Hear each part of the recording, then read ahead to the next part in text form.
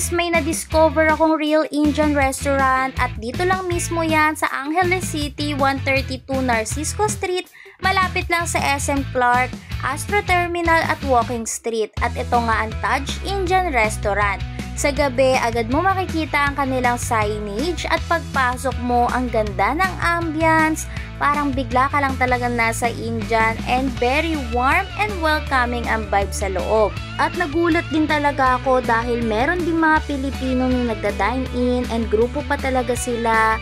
At hindi lang yan dahil kaya nilang mag-accommodate ng 40 packs, kaya perfect para sa mga gathering at celebration. At kung gusto mo ng special occasion, meron din silang buffet style.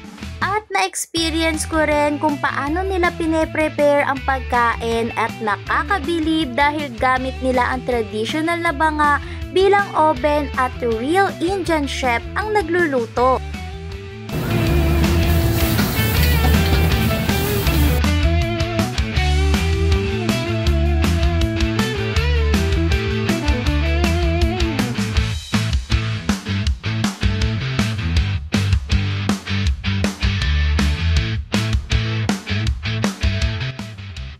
At syempre, sinerve na rin nila ang mga dish nila at grabe, sobrang sarap. And yung mga staff, super bait nila. And yung mga chef, talagang lumabas sila at sinabi ko ano yung mga food na sinerve nila.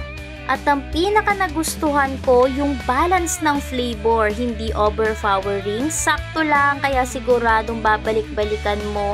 And super swak talaga siya sa panlasang Pilipino. At ito nga ang prawn pakora fry, chicken 65 dry, non-veggie paneer chili dry, and chicken biryani na super sarap at hindi magpapahuli, hindi gaanong maanghang, at ang kanilang chicken butter na super sarap, napakalinamnam niya and perfect talaga siya sa butter naan bread.